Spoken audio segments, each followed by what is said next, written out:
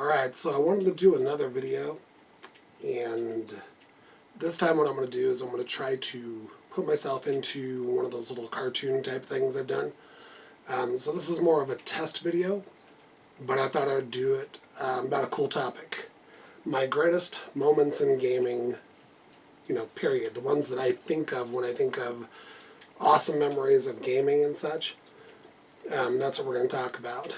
And I know I've told a few of these stories before already, but they're still fun, and I enjoy talking about them. So I'm going to start from the top. I made a list here, and I'm going to start from the top. Playing Pong for the first time.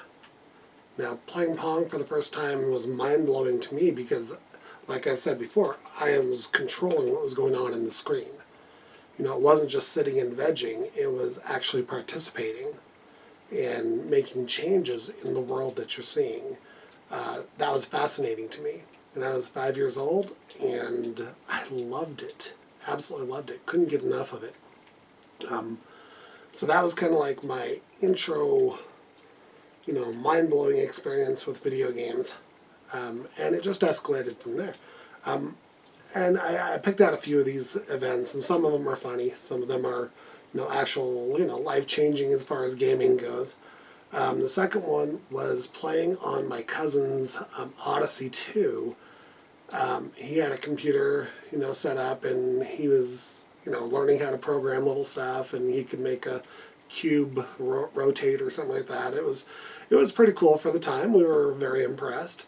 But the Odyssey 2 had a program that lets you type in words, and it would speak it, in a computerized, digitized voice. Well, we were young, dumb, and stupid. So what do you think we did with it? Yeah, we made prank calls with it. And we thought that was the funniest thing in the world. Because all of a sudden we have this digitized voice, doing prank calls to stores and people or whatever, And back then, it was funny because there was no caller ID, so we didn't have to worry about that. And caller ID has ruined a national pastime. It's just very sad. But that was an awesome time, though. I have fond memories of that. The next is when we got our Atari 2600. So we were in Flagstaff, and my dad took us all to Sears, I believe it was. And we were in there, and my dad was like, well, should we get this for Christmas? And we're like, yeah, because it looked totally awesome. And that Christmas, it was sitting under the tree. We knew what it was, and we had to wait. And that was the hard part. And that night, on Christmas Eve, we had a gathering. We had, a bunch of people that we knew and stuff. And we just sat up all night playing it. It was awesome. Absolutely awesome. And, the Atari 2600, as horrible as the games looked, and the funny thing about the 2600 was the box art was the amazing part of the game.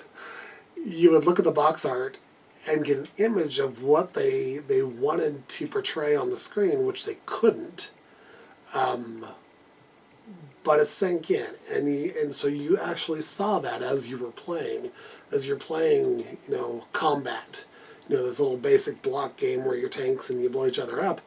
In your mind, you made it seem so much greater than it was. But it was fantastic, though. And that was kind of life-altering as well. The next big thing that hit was when I played... Oh, there's a couple of them, like when I played Pac-Man for the 5200, and that was arcade perfect, close to. But the big one for me was the ColecoVision came with Donkey Kong. And it wasn't arcade perfect, but compared to what we were playing on the 2600 version was scary. And so to go from that to an arcade almost near perfect was just mind-numbingly awesome. I played that so much, and when they released it for the 2600, they only had 2 levels on it. And then on the ColecoVision, they had 3. Well, the arcade had 4, but for some reason Nintendo stuck to that 3 levels for games. Even when they released it for the NES, it only had 3 levels. It's weird. But playing Donkey Kong on my ColecoVision was just amazing. I mean, I loved that system, and that was life-changing for me. And then, when I got my NES, and I babysat 6 kids for 3 days, and that was, my mom did help me out on that, but I babysat 6 kids for 3 days so I could get the original NES. And then when I got the system and put in Super Mario Brothers, I played that for 24 hours straight. I did not go to sleep that night. And so I just played it 24 hours straight. That was absolutely amazing. I loved it. The next big thing that blew my mind in gaming was when I was playing Gradius 3 for the Super Nintendo. The level that has the bubbles, that when you shoot, break into little bubbles and you have to get rid of them all, that level blew me away. Because the previous levels kind of looked like the NES version, but just a little better. But look, it was the NES version. You're just like, okay, this looks good, but okay. But then you got to those bubbles, and that was never done like that before. They looked like bubbles. They reacted like bubbles, and when you shot them, they broke into it. And to me, that was mind-blowing. I loved it. I love seeing advancements in graphics, technology, that kind of stuff. So that was just amazing. The next one was playing Need for Speed on the 3DO. The 3DO was a very expensive system when it came out. I think it came out at $699. And that was back in like 91, I think is when it was released. That was a lot of money. But it was a great system. It was the first CD-based 32-bit system, and they released some really good games on that. The price point kept a lot of people away, but the games were amazing. Need for Speed was a big one for me, because it's really what got me into racing games. That was the game that just made me think of the possibilities in a game. Absolutely blew me away.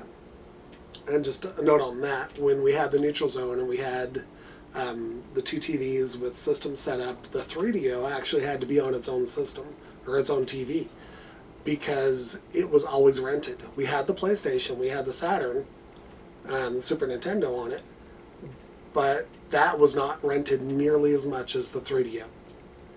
And Need for Speed, we had a guy that would come in every day and play for an hour, either before or after work, whenever he could. It was amazing. So then the next big thing was getting a Nintendo 64, and I got every release title with it. It only came with 2 games. It started, when it released, it only had 2 games available for it, and that was Super Mario 64 and Pilot Wings 64. And both were really good games, but Mario was, again, mind-blowing. The game was so amazing, and it still holds up to today. You can still play that and have a lot of fun with it. It is amazing. Let's see what my next one. Oh, playing GoldenEye. Okay, so got GoldenEye, and I rented it first because I couldn't afford to buy it, so I rented it. And it was cool because we had finished with the neutral zone, and I got one of the big screens in my room. And so when we took all the stuff out and everything, I took one of the big screens and put it in my room. And so I played GoldenEye on the big screen. It was amazing. That was one of my absolute all-time favorite games. Just absolutely amazing game. I loved it. Okay. And the next one was an awesome deal when the Dreamcast was released. They had a deal at Toys R Us that if you traded in 3 Nintendo 64 games, you could get any Dreamcast game you wanted. And so I immediately started hitting the pawn shops, the the rental stores, all that stuff. Just trying to find cheap games. So I would find them for like $5 a piece. So I would get a bunch of them and go trade them in for Dreamcast games. And I loved the Dreamcast. You know, I'm sure people are tired of hearing me talk about the Dreamcast, but I loved the Dreamcast. Absolutely one of my favorite systems of all time. But I would go get these N64 games and go trade them for a brand new Dreamcast game. And so I had a pretty good collection of Dreamcast games. And that system was just absolutely amazing. One of the cool memories that I have is when the PlayStation 2 was released. I had pre-ordered it. I want to say it was from Media Play. And that day we had basketball class up at the university. And we were in our tournament. And so if you lost, you were done. But the PlayStation 2 was being released that day. And I was so excited to go get it. But of course, basketball, came first. So I went, kicked some major butt in my game. We won. And I remember as soon as the game was over, everybody's yelling at me, "Go, go, go!" Because they knew, because I had talked about it, and so they knew I had the PlayStation 2 waiting. And so they were all supportive of me. They wanted me to get out of there. Probably because they hated me after I just killed him at ball.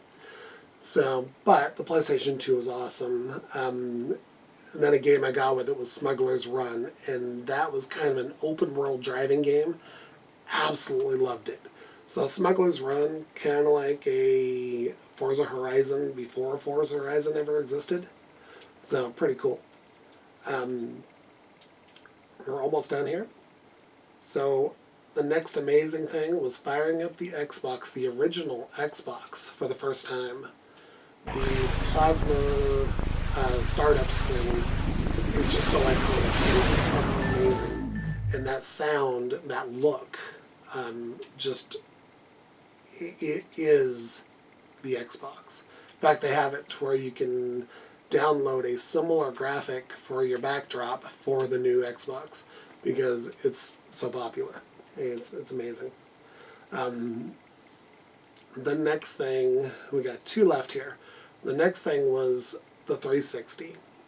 When the 360 was going to be released, we were all very excited, of course, and I had mine pre-ordered.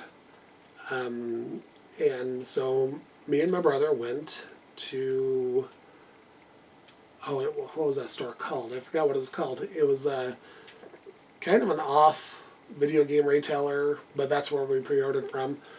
We went there and got our 360s, went to the midnight party, picked them up, brought them to my house, hooked my system up, and I was a victim of the red ring of death. As soon as I turned it on, red ring of death on launch night. I was very mad. And so my brother was very kind and let me keep his system until my system was replaced. And that was very kind of him. Little footnote there, the kindness was because I had paid for his system, and so it was kind of like, yeah, John, go ahead. You just keep it for now until you get yours. So I had a 360 at launch. It broke, but then my brother let me use his, which was very nice of him. And so now we're to the last one, and these are the big moments in gaming. And the 360 was awesome. I mean, I loved it. Had some really cool games. Cameo was impressive. You play that today, and it's still impressive. That was probably my favorite launch title on that. The Series X. Getting the Series X. Microsoft was having this deal where as many Bing points as you get, you can trade that in for stuff. If you get an achievement and it's worth 50 points, you would get 50 Bing points. And you'd get up to 10,000. And so that helped, because not only with your daily Bing searches and stuff to get the points, you had the little specials going on, and they kept throwing out these little incentives and bonuses, adding a couple thousand here, a couple thousand there. And, I was able to get the Series X through doing that, and I traded it all in for Amazon money. And then the day that it was available to pre-order, I sat and waited and kept refreshing the page, refreshing the page, and refreshing the page. And it finally kicked on, and I was able to get my pre-order in, and within minutes, all the pre-orders were gone. And people, even to this day, still are having a hard time getting the Series X. So I feel very fortunate, and it was a game changer. I love the Series X. Amazing system. So Microsoft has done a fantastic job with the latest round. And then now with our acquisition of Activision Blizzard, have kind of blown it out of the water. They are doing amazing. So, okay, so this is the end of the video. Let me know what you think. Let me know if you have any stories of your own that were cool like that. And, yeah, have a good one. And if you want to do me a favor, like and subscribe to my YouTube channel, because I'm trying to build up a bigger base so I can get a bigger following, so I can actually try, to have a good channel and possibly make a couple bucks off of it later. You never know. For someone who can't, go do the things that he'd like to do, if you want to know more about that, watch my other videos on my MS. Going to try to do something. So have a good one, and I'll talk to you later.